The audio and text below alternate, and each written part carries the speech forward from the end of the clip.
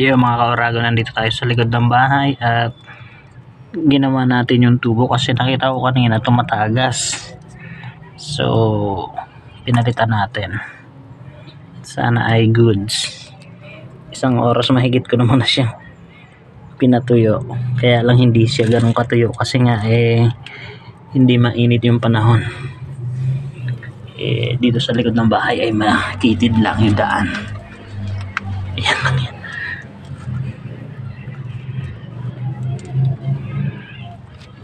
Ito yung likod ng bahay. Kitid lang ng daan. Tayo yung tubo ko.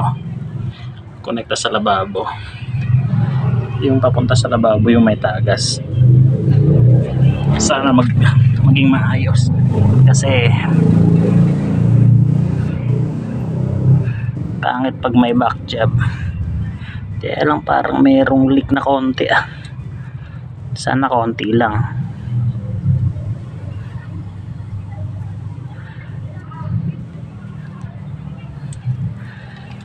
Ay, huwag kang bibigay at mahirap yung daan natin pumunta dito sa likod.